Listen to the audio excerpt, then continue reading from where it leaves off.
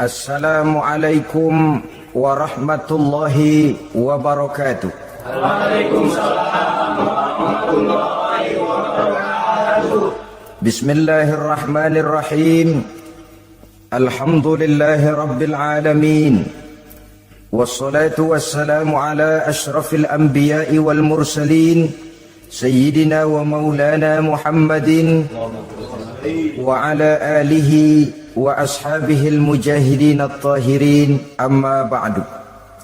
Saudara-saudara kaum muslimin rahimakumullah, pada pertemuan terdahulu kita sudah membicarakan orang-orang yang menjadi teman-teman setan dalam kehidupan di dunia ini.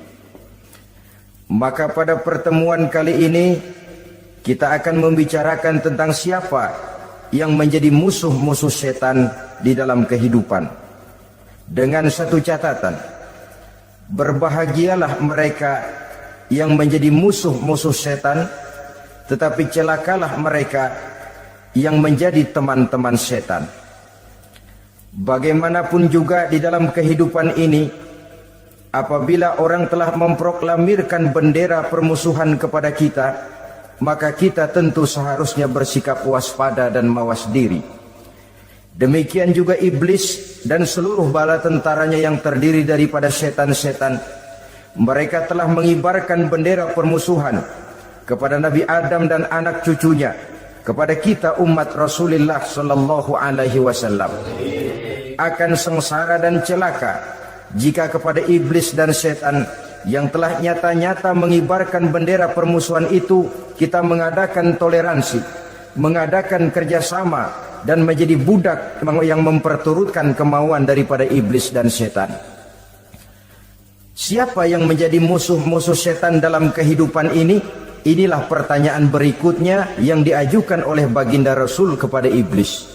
Hai iblis, kalau teman-temanmu adalah seperti yang telah engkau jelaskan tadi, sekarang cobalah beritahu saya, siapa di antara umatku yang menjadi musuhmu dalam kehidupan ini?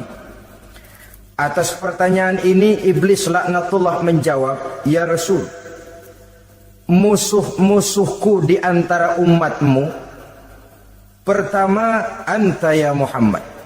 Musuhku yang pertama adalah engkau, wahai Muhammad.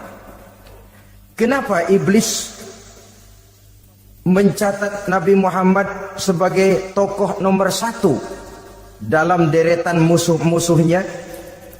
Mudah difahami.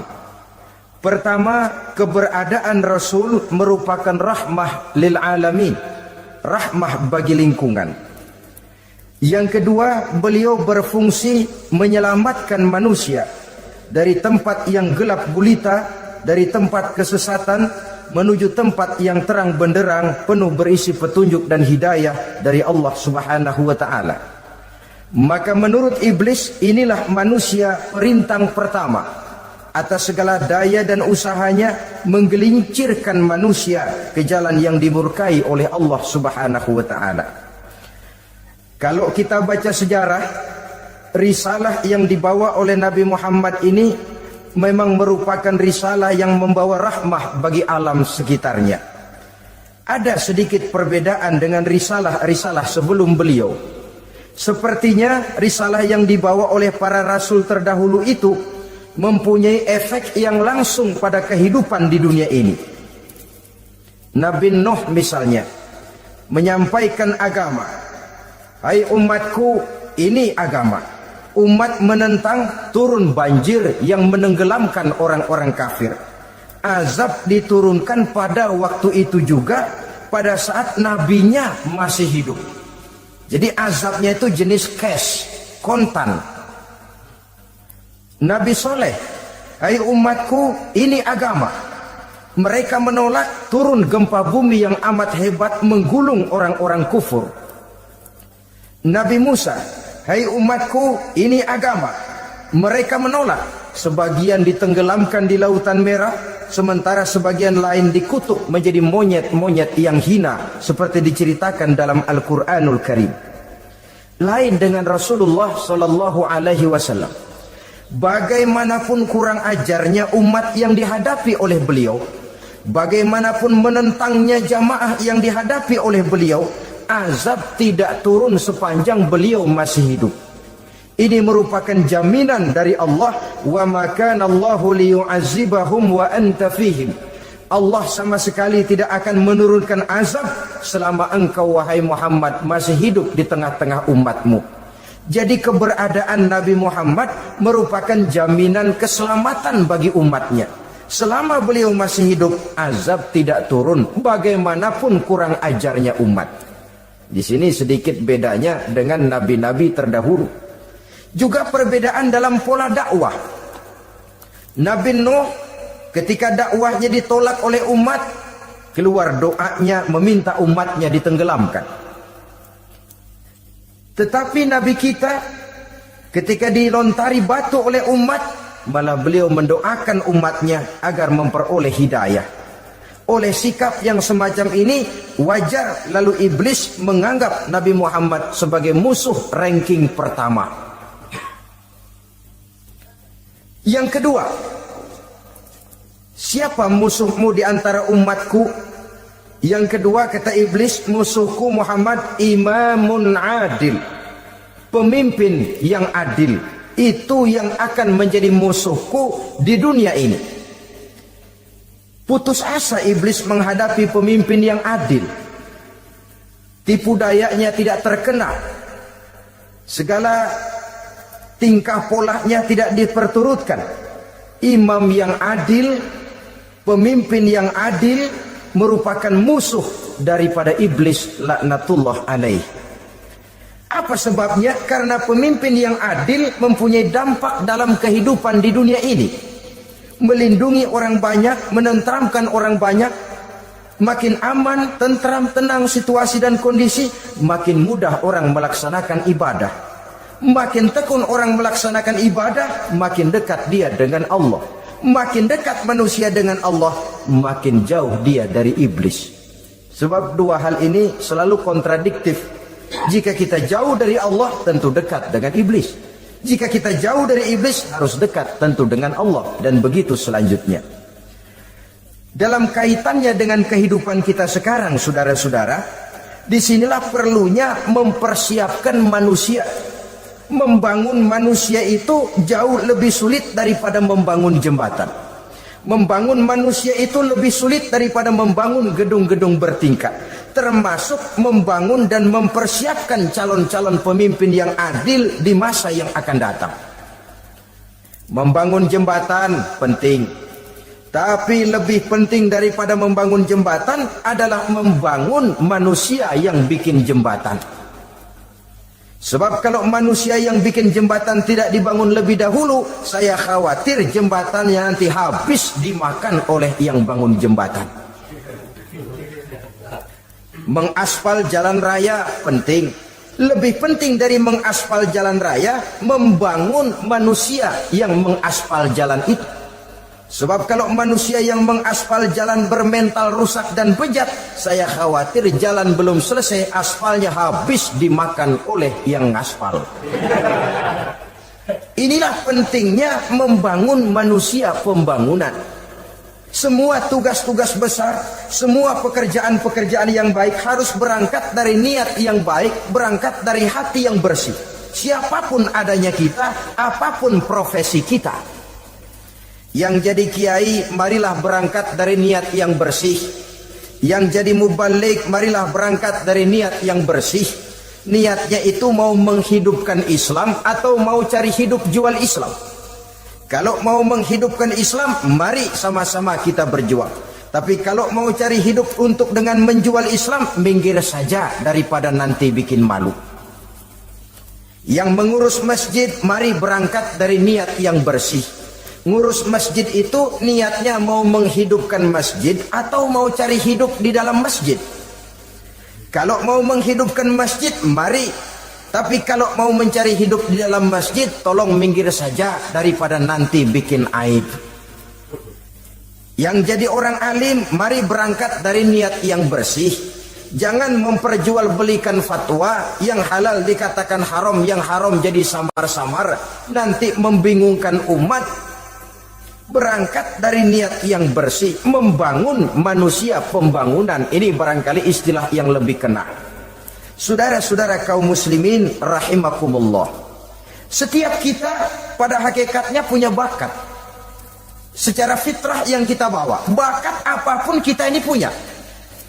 Saudara punya bakat jadi pemimpin, saudara pun punya bakat jadi pengkhianat.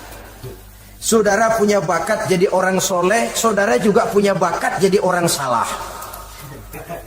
Saudara punya bakat jadi orang besar, saudara pun punya bakat jadi orang hina. Seluruh bakat ada di dalam diri kita. Tinggal nanti pertumbuhannya mana yang lebih subur. Saudara punya sifat berani, saudara pun punya sifat takut. Seberani-beraninya orang mesti ada sifat takutnya. Nanti mana yang tumbuh lebih subur? Kalau takutnya tumbuh lebih subur, dia akan jadi orang penakut. Kalau beraninya yang tumbuh lebih subur, dipupuk oleh lingkungan, pendidikan dan sebagainya, dia akan tumbuh jadi orang pemberani. Oleh karena itu, agama merupakan lingkungan yang subur untuk menumbuhkan benih-benih yang baik yang kita bawa bersamaan dengan lahirnya kita ke alam dunia ini. Setiap kita, saya, saudara, punya bakat jadi pemimpin, punya bakat jadi pengkhianat, punya bakat jadi pengabdi, punya bakat jadi koruptor, punya bakat jadi pemelihara, punya bakat jadi perusak. Tinggal nanti lingkungan pendidikan yang menumbuhkan mana yang tumbuh lebih subur. Kalau lingkungan saudara lingkungan maling, maka sifat pengkhianat akan tumbuh lebih subur. Kalau nanti saudara jadi pemimpin, insya Allah korupsi. Lingkungan yang menumbuhkan sifat mengabdi, sifat berbuat tanpa pamrih, dikalahkan oleh sifat pengkhianat dan korupsi itu yang dibentuk oleh lingkungan, pendidikan, pengalaman dan sebagainya. Oleh karena itu, secara dini agama menanamkan, menyuburkan fitrah-fitrah yang baik yang kita bawa bersamaan dengan hadirnya kita dalam kehidupan ini. Sebab itu seorang penyair bernama Syauqi mengatakan dalam sebaik syairnya, waladatka ummuka ya ibna adam bakian wan nasu haulaka yadhakuna surura. Hai manusia, pada saat kamu dilahirkan kamu menangis dan orang lain di sekelilingmu ketawa. Kakek senyum dapat cucu baru, paman gembira dapat keponakan baru, sementara kita yang lahir menangis. Betul apa benar? Apa ada saudara yang begitu dilahirkan terus nyengir? Saya kira kabur dukunnya itu. Setiap kamu hai manusia lahir dalam keadaan menangis, orang sekelilingmu tertawa. Karena itu katakan kepada mereka yang senyum di sekelilingmu, hai manusia, pada saat saya dilahirkan saya menangis dan kamu semua tertawa. Baik manusia, tapi nanti pada suatu saat harus terjadi kebalikannya. Kalau dikala saya lahir saya menangis dan kau semua senyum, nantilah manusia, kalau satu saat saya meninggalkan alam dunia ini, saya akan berangkat dengan senyum dan kalian semua akan berurai air mata. Kalau perlu dari Sabang sampai Merauke kibar bendera setengah tiang. Kalau perlu, jangan terbalik, kita mati melotot orang malah gembira. Karena hidup selalu membawa sifat-sifat yang merusak. Inilah orang kedua yang menjadi musuhnya iblis dan beruntung menjadi musuh iblis. Siapa? Imamun adil, pemimpin yang adil. Saudara-saudara kaum muslimin rahimakumullah. Yang ketiga musuh iblis, ghaniyun mutawadhi, orang kaya yang rendah hati, orang kaya yang tidak sombong. Kaya apa saja, baik kaya oleh karena ilmu, orang yang kaya karena ilmu disebut orang alim. Baik kaya karena materi, orang kaya karena materi dinamakan hartawan. Baik kaya karena kedudukan, orang yang kaya karena kedudukan dinamakan pejabat. Orang kaya yang rendah hati itu musuh iblis. Beruntung dia menjadi musuh iblis. Iblis tidak senang ada orang kaya tidak sombong. Tapi iblis paling senang kalau ada orang kaya sombong. Lebih senang lagi iblis kalau ada orang miskin sombong. Masya Allah. Orang kaya sombong, walaupun iblis senang, orang masih bilang pantas saja dia sombong, kaya apaan aja punya. Udah miskin sombong, kira-kira yang disombongin apaan? Dalam segala bentuknya sombong ini Allah tidak senang, tapi iblis senang. Kenapa? Karena sponsor sombong iblis. Kan yang pertama kali sombong iblis toh. Ketika disuruh sujud kepada Nabi Adam, dia nggak mau. Ini kesombongan pertama yang terjadi dalam sejarah. Ketika ditanya kenapa kau tidak mau sujud, iblis, saya kan dibikin dari api, Adam dari tanah, I am the best. Saya lebih hebat daripada iblis, daripada Adam. Adam baru kemarin dibikin, saya sudah lama. Kata Allah, kamu sombong iblis, ini surga bukan tempat orang sombong, keluar. Terusir dia dari surga. Jadi kesombongan pertama adalah kesombongan yang dilakukan oleh iblis, dan dia tanamkan itu kepada kita supaya jadi orang sombong. Karena itu sombong ilmu Allah nggak senang, tapi iblis senang. Mentang-mentang ada ilmunya, nih satu-satunya ustadz di sini ya, semua mesti ngaji sama gue. Kalau nggak ngaji sama gue, Islamnya kurang tapi bener. Sombong karena ilmu, sombong karena pangkat, mentang-mentang pakai bintang di pundak, jalan pundak duluan. Yang wajar saja hidup ini. Sombong harta pun begitu. Kaum muslimin rahimakumullah, orang kaya yang rendah hati dimusuhi oleh iblis, tapi dicintai Allah, dicintai Rasul, dicintai malaikat. Caranya bagaimana? Kembali kepada satu kesadaran bahwa pada saat terlahir ke alam dunia ini tidak ada yang pernah kita bawa. Kalau sekarang kita punya rumah, punya kebun, punya kendaraan, punya pabrik, punya segala macam benda, apa itu? Titipan. Pada suatu saat akan diambil kembali oleh yang menitipnya. Kalau titipan itu pandai kita jaga, pandai kita syukuri, titipan akan makin banyak. Sama juga kita dalam kehidupan. Kalau orang bisa kita percaya, saya mau pergi ke luar negeri, rumah saya titip kepada tetangga. Saya pulang dari luar negeri, isi rumah tetap tidak berkurang, malah dibersihi, malah disapu, dihilangkan kotorannya. Tentu bukan main syukur saya, girang saya. Akan bertambah kepercayaan saya untuk menitipkan apa saja. Ini makna la in syakartum la azidannakum wa la in kafartum inna azabi lasyadid. Kalau kamu pandai bersyukur, aku tambah nikmat. Tapi kalau kamu ingkar, azabku teramat pedih. Artinya apa? Nikmat bisa berubah menjadi azab kalau kita tidak pandai mensyukurinya. Ma'asyiral muslimin rahimakumullah, orang yang kaya ilmu lalu rendah hati, tidak selalu ingin menonjolkan diri. Ini kadang-kadang yang tanggung ini yang bikin berabe. Alim bener enggak, geblek bener juga enggak. Yang sedikit-sedikit mau nonjolin diri. Kalau enggak jadi imam enggak mau ke masjid, enggak jadi imam enggak mau ke musola. Pokoknya kalau enggak jadi imam marahan sama musola. Macam mana? Saudara-saudara kaum muslimin, rendah hati, tidak selalu ingin menonjolkan. Sebab orang yang selalu ingin menonjolkan dirinya biasanya orang yang kekurangan kepercayaan kepada kemampuan dirinya sendiri. Dia selalu ingin dinomorsatukan, dia selalu ingin ditempatkan pada ranking teratas. Dia tidak percaya diri. Orang yang percaya diri dapat bersikap wajar dalam kehidupan.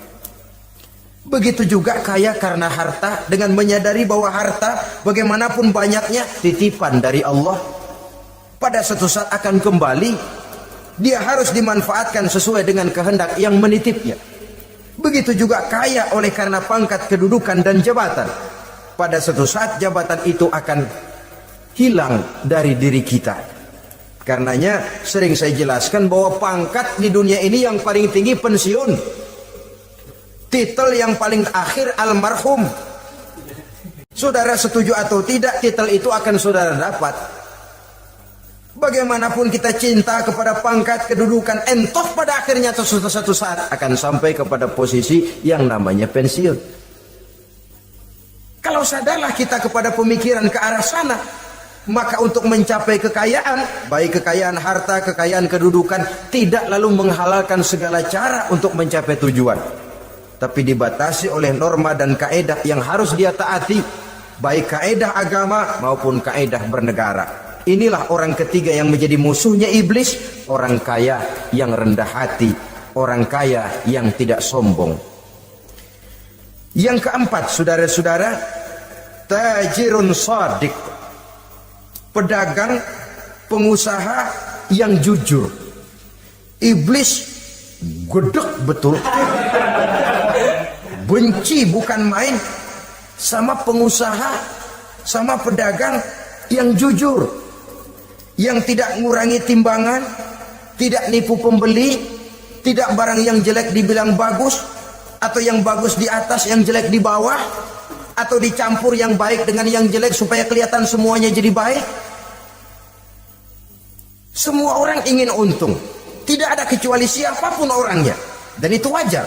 Setiap manusia ingin mendapat keuntungan, kalau perlu dengan modal minimal mencapai keuntungan maksimal, seperti yang diajarkan oleh teori ekonomi. Itu kan yang namanya produktif kan. Satu usaha dinamakan produktif, bagaimana kita mengeluarkan modal minimal bisa mencapai keuntungan maksimal. Silakan. Bahwa manusia ingin untung itu insting, naluri, fitrah. Tidak ada orang yang mau rugi. Tapi cara mencapai keuntungan itu yang membedakan antara seorang muslim dengan yang bukan muslim.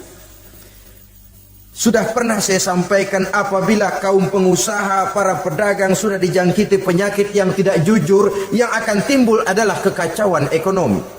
Kekacauan ekonomi bisa menimbulkan revolusi sosial, dan revolusi sosial merupakan kiamat satu generasi. Semua kericuhan hampir bermuara dari perut, dan itu ekonomi.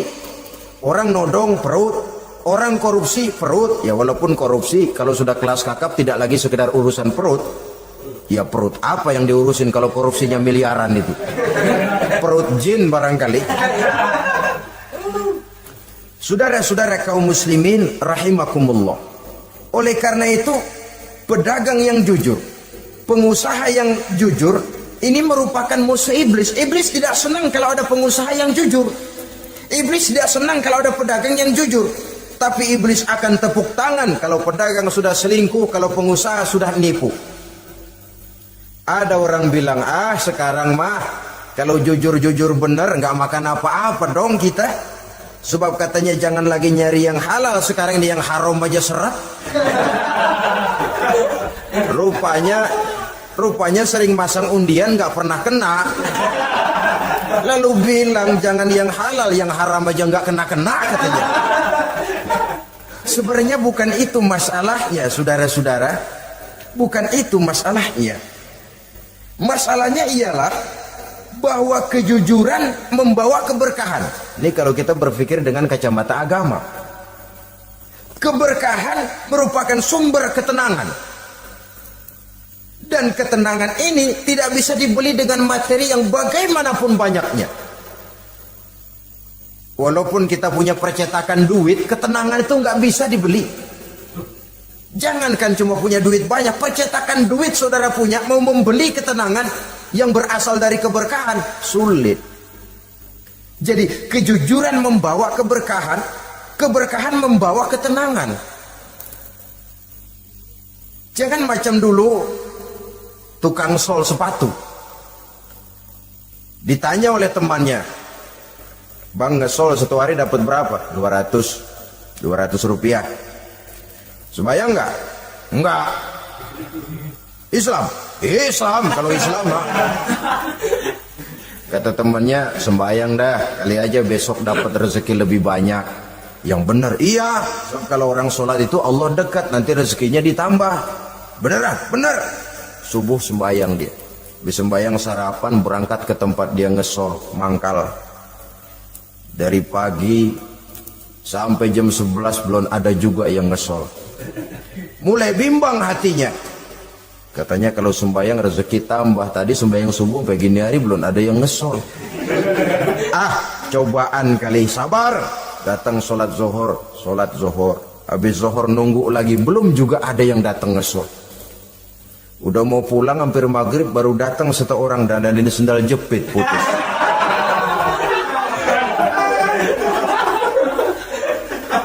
Sudah bayar 25 rupiah, pulang dia si tukang sol ini, ketemu sama temennya yang nyuruh sholat tadi.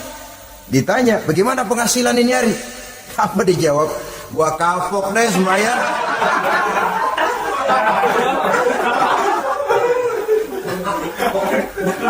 Kemarin nggak sembahyang dapat 200, sekarang begitu sembahyang jigo.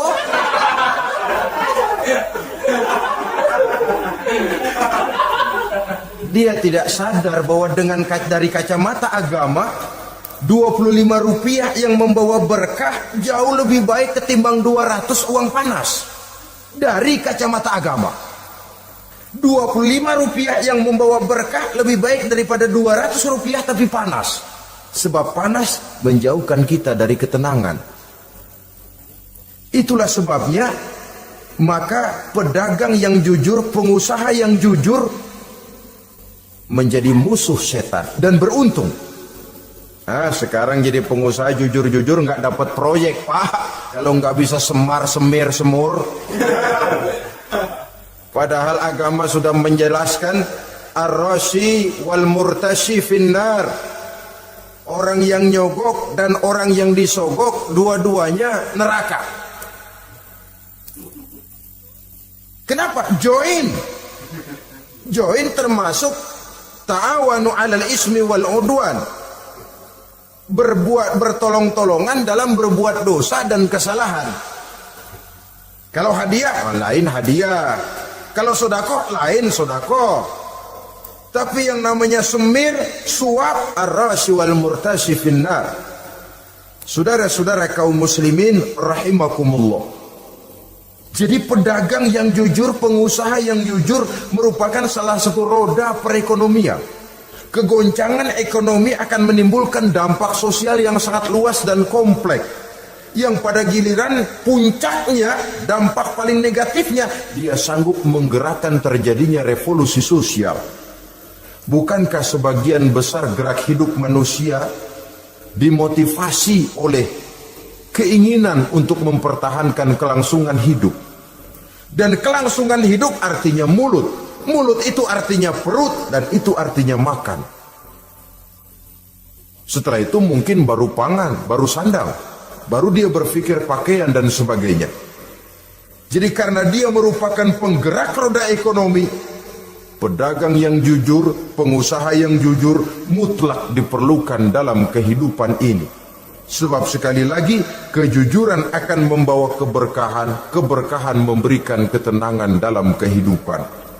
Oleh karenanya kita umat Islam biarin duit kita banyak asal berkah. Itu tentu idealnya. Ketimbang dikit tidak berkah, lebih baik ia banyak, ia berkah. Dan keberkahan itu datang lewat kejujuran. Kejujuran ini sudah dicontohkan oleh Rasul pada saat beliau berniaga ke negeri Syam. Dikala berumur 9 tahun, bahkan dikala berumur 25 tahun, seketika membawa dagangan Sayyidatuna Khadijah yang kelak jadi istri beliau. Saudara-saudara, kita maklum bahwa sholat merupakan sarana yang paling efektif untuk mendekatkan manusia kepada Allah. Makin dekat manusia dengan Allah, makin tidak senang iblis dan setan. Karena itu segala macam cara mereka berusaha mengaduk-ngaduk sholat kita. Dan sesungguhnya, jikalau kita mengerjakan sholat, itu kan targetnya cuma 2. Pertama, agar sholat kita itu sah. Yang kedua, agar sholat kita itu qabul, yakni diterima oleh Allah. Kalau soal sah dan tidak, ukurannya gampang. Saya kalau ditanya orang, Pak, sholat saya sah atau tidak? Saya bisa jawab. Saudara, sholatnya syarat rukunnya cukup apa tidak? Cukup, sah. Itu kalau perkara sah. Tapi kalau sudah perkara qabul, Pak, sholat saya diterima atau tidak oleh Allah? Ini saya tidak bisa jawab. Kenapa? Soal qabul mencakup masalah batin. Cuma ukuran logikanya, kalau syarat rukun cukup, insya Allah qabul. Saudara-saudara kaum muslimin rahimakumullah. Oleh karenanya, pada saat kita sholat, iblis, setan datang dari segala macam penjuru supaya kita kehilangan rasa khusyuk. Apalagi kalau kita jadi imam yang gerak kita, bacaan kita dilihat, didengar, disaksikan oleh orang banyak. Digodanya gerakan kita, dibolak-baliknya hati kita, supaya di dalam sholat itu banyak yang kita ingat, hal-hal yang tidak ada hubungannya dengan sholat. Kadang-kadang belum sholat kita ribut nyari pulpen, enggak ketemu, begitu takbir ingat pulpen di atas lemari. Mulai goncang lagi niat kita sholat. Kadang-kadang kalau hati tidak bisa dipermainkan, iblis berbisik lagi. Gerakan kita dalam sholat tidak mencerminkan kekhusyuan. Kalau gerak juga ternyata masih bisa khusyuk, bacaan kita dibuatnya kita seperti dikejar-kejar waktu. Sholat Isya misalnya, dengan cara kilat khusus, super singkat. Saya katakan tadi, apalagi kalau kita jadi imam, iblis mudah mendatangkan penyakit riya. Karena mengimami orang banyak, lalu supaya dikira alim, dibuatlah sholatnya itu mantep-mantep. Surahnya dicari yang panjang-panjang, paling pendek sabbihis sama wadduha. Tapi kalau sudah sholat sendirian, cukup inna a'toinakal kautsar sama kul huwallahu ahad. Kayaknya khusyuk bukan main. Kalau imam, bahasanya dipaseh-pasehin kayak orang 16 tahun di Mekah. Ufolli fardwal maghribi salah rakaatin. Saudara-saudara kaum muslimin yang berbahagia, oleh karena sholat merupakan sarana yang paling efektif untuk mendekatkan diri dengan Allah, maka orang yang khusyuk di dalam sholatnya merupakan musuh utama daripada iblis. Sekarang bagaimana bisa khusyuk? Caranya, kalau khusyuk 100%, rasa-rasanya sulit. Untuk sampai ke arah sana orang memerlukan tahapan. Kepada Imam Ali karramallahu wajhah, baginda Nabi pernah memberikan satu tes case. Ali, saya ya Rasul, kalau kau bisa sholat 2 rakaat saja dengan khusyuk, aku kasih hadiah sorban. Baik ya Rasul. Sembahyang Imam Ali 2 rakaat, selesai sholat, assalamualaikum wassalamualaikum. Rasul bertanya, yang mana sorbannya Li? Tanpa nengok, Imam Ali menjawab, yang hijau ya Rasul. Setelah menjawab yang hijau, Rasul berkata, kamu tidak khusyuk Li. Kenapa? Soalnya tadi waktu sembahyang mikirin, nanti kalau ditawarin sorban pilih yang hijau aja. Sehingga begitu ditanya, refleks menjawab, yang mana Li? Yang hijau saja ya Rasul. Oleh karena itu, menurut Al-Imam Nawawi, pada tingkatan yang paling sederhana, sudah sampai ke tingkat khusyuk asal pada waktu takbiratul ihram ingat kepada Allah. Tapi jangan lupa, itu tangga pertama. Jangan ada fatwa begini lalu aman. Yang penting kan takbirnya ingat Tuhan, belah sononya mau kemana kek. Bukan itu. Itu pada tingkatan pertama sudah sah dipandang khusyuk sholatnya orang awam asal pada waktu takbiratul ihram dia ingat kepada Allah. Tetapi harus terus berusaha agar sepanjang sholat dia ingat kepada Allah. Caranya bagaimana? Pertama, menanamkan diri bahwa pada saat kita sedang mengerjakan sholat, yang lain tidak ada kecuali Allah. Yang kedua, berusaha memahami apa yang kita baca. Sehingga pada saat kita sujud, subhana rabbiyal a'la wa bihamdi, terbayang kemahasucian Allah, kemahatinggian Allah. Sehingga hati tidak mengembara, mulut berucap, hati mengikuti apa yang diucapkan. Yang kadang-kadang membuat hati kita jalan-jalan, badan di masjid, badan takbir, badan ruku, tapi hati di pasar, hati di kantor, hati di pabrik. Karena yang kita ucapkan tidak berakar di hati. Yang kita baca kita nggak tahu artinya. Sangat boleh jadi hati lalu mengembara kemana-mana. Jadi untuk menopang kekhusyuan ini, cara yang paling efektif, pertama, tidak ada yang lain pada waktu kita sholat kecuali Allah. Yang kedua, berusaha memahami apa yang kita baca. Dikala kita dikala kita duduk di antara dua sujud, Rabbighfirli, ya Allah ampuni dosa saya, warhamni, kasihani saya, dan selanjutnya. Mulut membaca, hati mengikuti. Dengan mengikuti, hati tidak terlalu mengembara, ada tempat dia kembali. Saudara-saudara kaum muslimin rahimakumullah. Itu yang kelima. Yang keenam, yang menjadi musuh iblis, mukminun nasih. Orang mukmin yang suka memberikan nasihat. Orang mukmin yang suka memberikan petunjuk. Termasuk juru-juru dakwah, para mubaligh itu merupakan musuh utama iblis. Kenapa? Tiap hari iblis kampanye. Tiap hari iblis mengajak dengan segala macam cara yang kalau perlu dia berikan kamuflase. Dia berikan fata morgana. Kalau perlu yang haram dia bungkus dengan merek halal. Kalau perlu kejahatan dia bungkus dengan baju kebajikan. Istilahnya racun diberi merek madu. Dan itu wajar. Cuma kita tentu harus punya filter, daya saring positif agar tidak salah pilih. Karena iblis ini pintar betul. Kalau kita khusyuk dalam sholat, dia tanamkan kepada kita misalnya seperti tadi itu. Sholatmu memang hebat, khusyuk. Di kampung ini tidak ada orang yang sholatnya seperti kamu. Tertanam itu dalam hati kita, timbul ujub. Akhirnya, iya, gue lihat-lihat di kampung sini kagak ada yang sembayangi kayak gua. Nah, sudah masuk iblis. Jadi dia pandai mengikuti gerak hati dan irama denyut jantung manusia ini. Kemana kecenderungan manusia, ke situ dia masuk. Pendeknya iblis itu ibarat tukang joget, dia ngerti benar irama kendang. Saudara-saudara kaum muslimin rahimakumullah.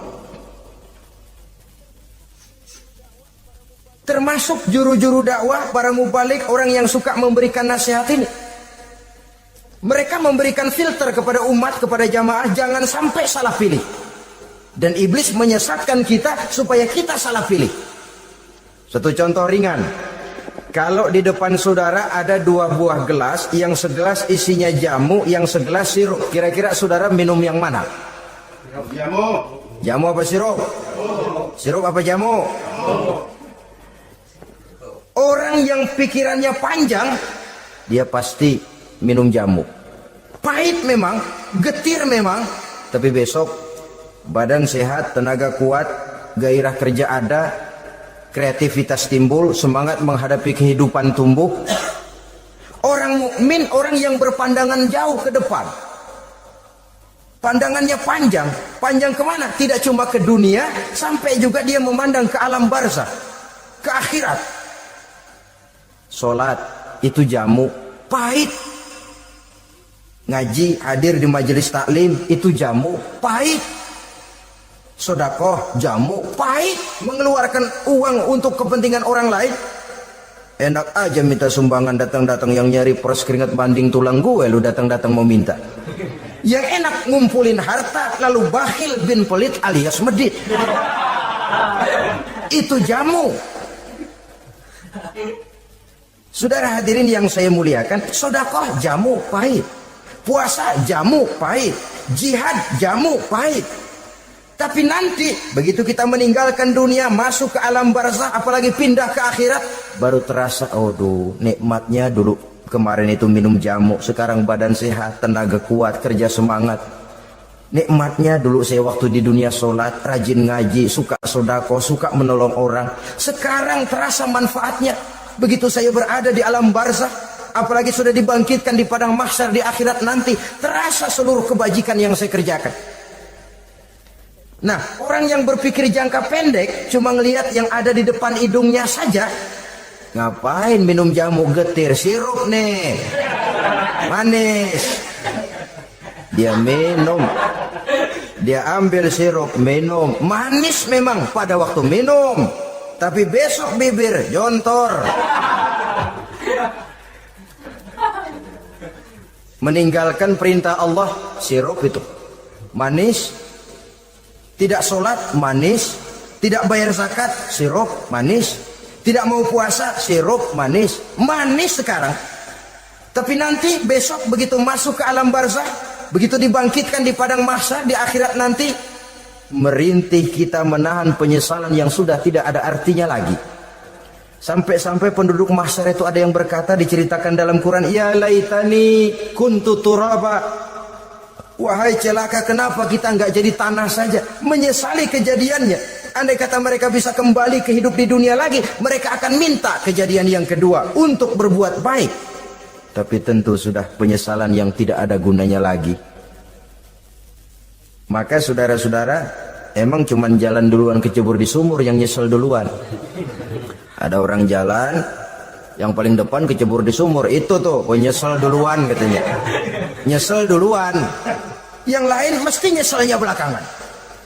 Saudara hadirin yang saya muliakan, nah, orang yang suka memberikan nasihat kepada orang lain dimusuhi iblis. Kenapa? Tentu nasihat yang membawa kebaikan. Iblis nggak senang betul itu. Kita nasihatin teman, udah berhenti dah, jangan pada mabuk lagi. Iblis gergetan bener.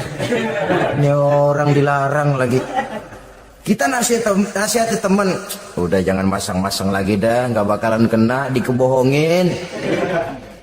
Nggak ada orang jadi kaya masang judi, bangkrut malah loh. Ini kan termasuk tipu daya iblis, judi dinamain sumbangan. Itu sama saja itu, madu, racun mereknya madu. Judi dinamain sumbangan. Kalau Kang Beca pada nyumbang, kayak orang kaya lagunya.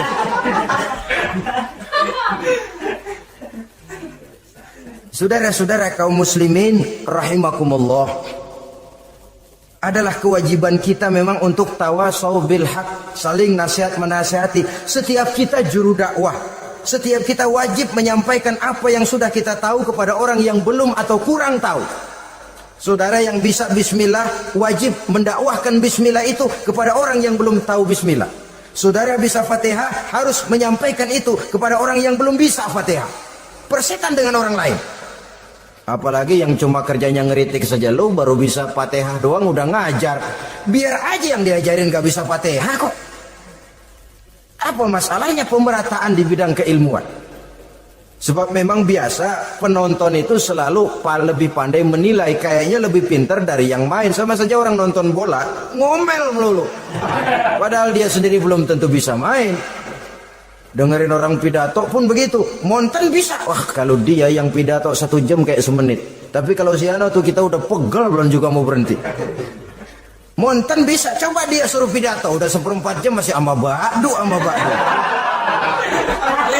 Apa mau dibilang ama badu? Yang ketujuh, yang menjadi musuhnya iblis,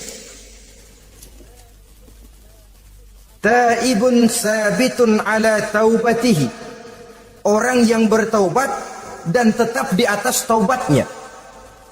Secara jujur, tidak ada manusia yang tidak punya salah. Dan orang yang baik memang bukan orang yang tidak punya salah. Karena tidak ada orang yang tidak punya salah. Orang yang baik adalah orang yang apabila melakukan kesalahan dia segera sadar, dijadikannya itu sebagai pelajaran untuk tidak diulanginya lagi pada masa yang akan datang. Biasanya kita menghakimi orang pintar, kita nggak merasa bahwa kita juga punya kesalahan. Kalau kita ngelihat maling ayam kita teriak, padahal kita nyolong kambing. Lebih besar dari si maling ayam, merasa diri lebih benar dari yang lain, padahal kita lebih kotor dan lebih jelek. Hilang sifat introspeksinya. Yang kita musuhi, yang kita caci maki, tahu-tahu kita sendiri yang melakukannya. Saudara-saudara kaum muslimin, Orang yang bertaubat dan tetap dalam taubatnya stabil, itu musuh iblis. Apa ada orang yang taubatnya nggak tetap? Ada. Yang istilah kita taubat sambal namanya. Kalau dia makan sambal kepedesan, taubat makan sambal. Besok mau makan kagak ada sambal, ngomel. Mana sambal? Kemarin udah taubat, sekarang mana sambal? Ini taubat yang namanya taubat sambal. Istighfar, habis istighfar, nyolong lagi, istighfar lagi, besok nyolong lagi, istighfar lagi. Itu taubat yang tidak tetap namanya. Allah Maha Pengasih dan Penyayang dengan segala kebesarannya. Ia akan memaafkan segala perbuatan yang bersifat salah dari hamba-hambanya. Cuma manusia kadang-kadang yang tidak mau memaafkan dirinya sendiri. Amat dungu manusia macam ini, membiarkan dirinya hanyut berlarut dalam lembah dosa, sementara dia diberikan umur tidak digunakannya untuk bertaubat. Innallaha yaqbalu taubatal abdi ma lam yugharghir. Allah senantiasa akan menerima taubat seorang hamba sepanjang nafasnya belum sampai di tenggorokan. Kalau nafas sudah sampai di tenggorokan baru berniat taubat, kasih terlambat. Kayak Fir'aun. Fir'aun itu begitu ditenggelamkan di lautan merah, udah cengap-cengap mau mampus, baru ngomong dalam sekaratnya, amantu bi Rabbi Musa wa Harun. Kalau begini mah saya juga percaya sama Tuhannya Musa. Udah sekarat baru mau taubat, malaikat maut gemes banget dilelepin, mati.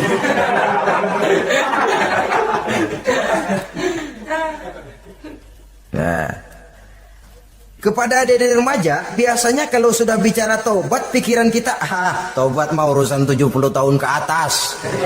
Kita masih lama ini. Sebenarnya tidak. Masalah taubat adalah masalah salah dan dosa. Masalah salah dan dosa adalah masalah manusia. Sejak dia akil balik sampai ajal datang merenggut nyawa. Hidup ini tidak selalu berjalan mulus. Hidup ini tidak selalu berjalan di atas kertas putih. Kadang kita tersilap, kadang kita tersalah. Kadang situasi dan kondisi menyebabkan kita berbuat lain dari yang seharusnya. Itu kehidupan. Silih berganti. Oleh karenanya pesan Nabi, wa atbi'is sayyi'atal hasanah. Perbuatan salah ikuti dengan kebajikan. Dosa iringi dengan taubat. Jangan nunggu. Saya untuk taubat takut nanti bikin lagi. Nah, ini namanya punya harapan mau bikin lagi. Nanti aja dah kalau tua-tuaan. Saudara, kalau dosa itu ditumpuk, itu sama saja kotoran yang menodai hati. Kalau kotoran gak rajin kita bersihin, dia akan berkarat. Dan kalau sudah berkarat, sudah sulit untuk dibersihkan. Itu makna ungkapan Imamul Ghazali, hati manusia sebening kaca. Lapisan dosa yang dia kerjakan adalah debu yang menutupi jernihnya kaca. Orang yang bersih dari dosa, dekat dengan Allah, hatinya jernih seperti kaca. Dari hati yang jernih, radarnya kontak kepada Allah. Sinyalnya nyambung channelnya itu. Getarannya hebat.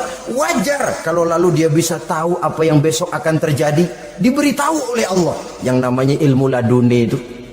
Ilmu yang ditransfer langsung oleh Allah. Karena kebersihan hatinya. Mana ada orang gak belajar bisa pinter. Iya, kalau hatinya butek emang gak ada.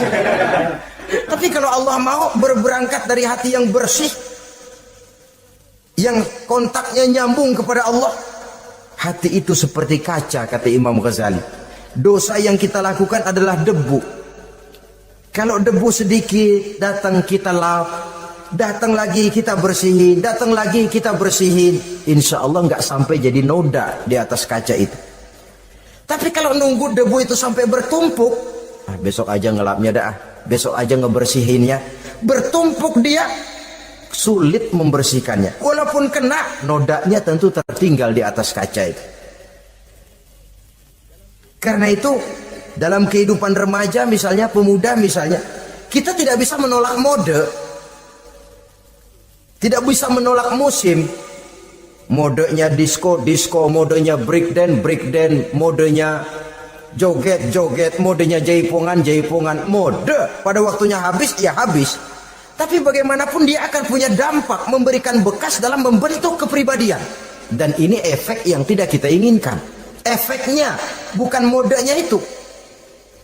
Jadi oleh karenanya saudara-saudara, masalah taubat bukan masalah 70 tahun ke atas, tapi masalah manusia sejak dia akil balik sampai ajal datang merenggut nyawa.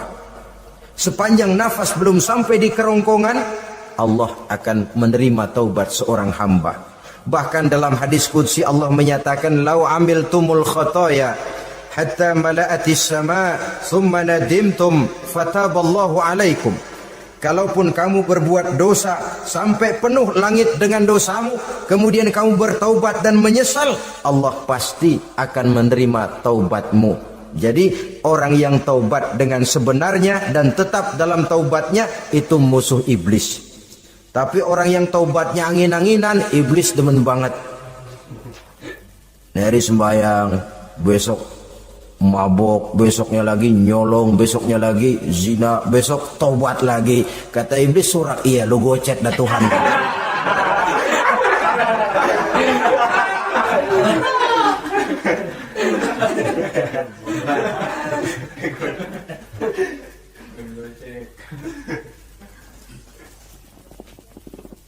Selanjutnya yang ke-8, musuh iblis, musuh setan, mukminun yudawimu ala taharah.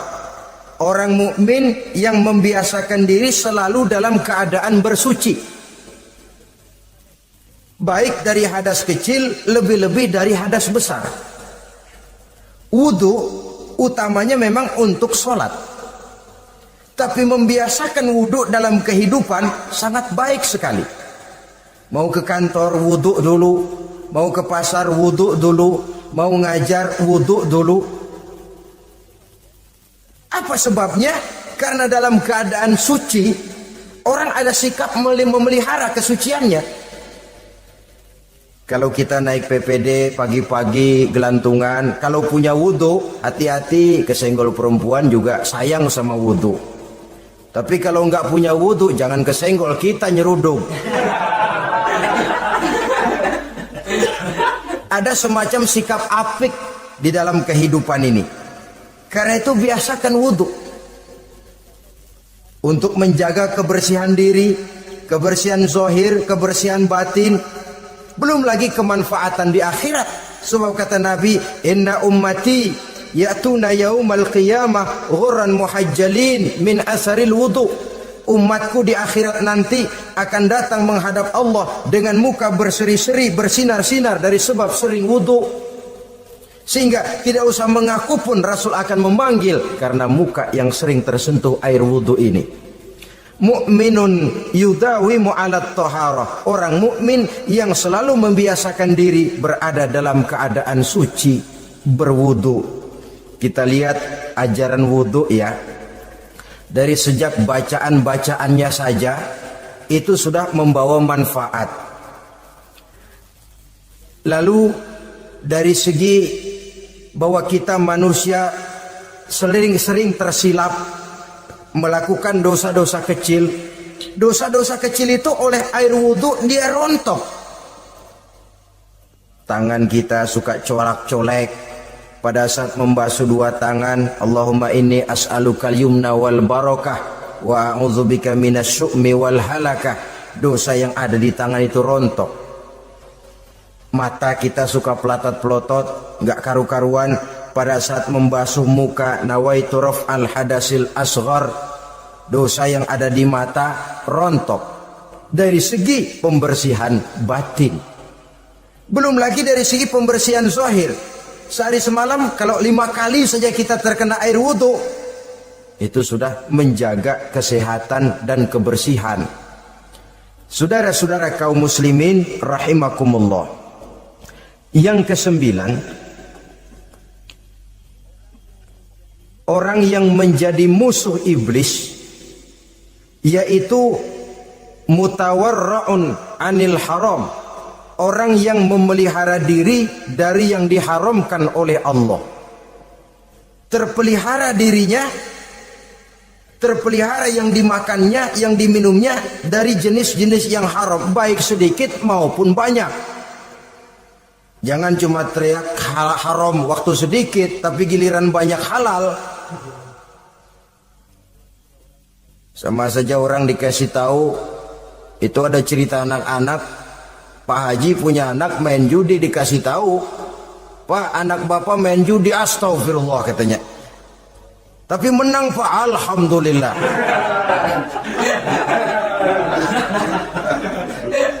Ini kan sama saja, giliran sedikit dibilang haram karena dia nggak dapat jatah, begitu dapat banyak dan dia kecipratan jadi halal.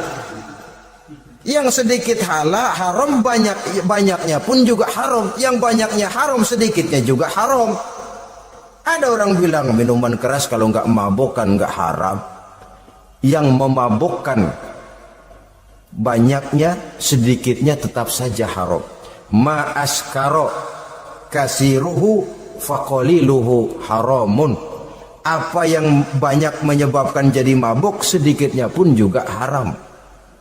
Saudara-saudara kaum muslimin, yang ke-10 yang terakhir, musuh daripada iblis ialah mukminun rahimun, orang mukmin yang berhati pengasih, orang mukmin yang suka menyambung silaturahmi, orang mukmin yang tidak suka bertengkar, orang mukmin yang tidak suka marah-marahan. Kalaupun terpaksa marah, tidak lebih daripada 3 hari. Jadi boleh saja marah kalau alasannya tepat, tapi nggak lebih dari 3 hari. Kalau perlu bikin perjanjian, kita marah ya 3 hari. Itu limit. Tidak halal kata Nabi bagi seorang muslim menjauhi saudaranya lebih dari 3 hari. Tidak halal itu artinya haram. Kita ini kadang-kadang kalau sudah marahan sama tetangga kah, sama teman kah, kadang-kadang suka berlaku perpanjangan waktu. Tidak cukup perpanjangan waktu, ditambah lagi perpanjangan generasi. Enggak cukup kita yang marah, orang lain kita sundut-sundut supaya ngikut marah lagi. Marah pakai ngundang. Kayak mafia lagunya, udah dia marah, orang lain lagi disuruh marah. Saudara hadirin yang saya muliakan, mukmin yang punya sifat belas kasih, berhati jernih, itu musuh utama dari iblis. Tapi mukmin yang suka marah-marahan, tukang hasutan, tukang bakar, itu teman-teman iblis. Oleh karena itu, mudah-mudahan kita semua menjadi musuh iblis, dan jangan menjadi musuh iblis, jangan menjadi teman iblis. Sebab iblis sudah kadang memproklamirkan permusuhan. Sekali dia musuh kita, selamanya dia akan tetap menjadi musuh kita. Berusahalah untuk menjadi musuh iblis, dan jangan sekali-kali toleransi. Jangan berusaha menjadi teman iblis. Inilah yang kita bicarakan pada pertemuan ini. Mudah-mudahan ada manfaatnya. Terima kasih atas segala perhatian. Mohon maaf atas segala kekurangan. Wassalamualaikum warahmatullahi wabarakatuh. Waalaikumsalam warahmatullahi wabarakatuh.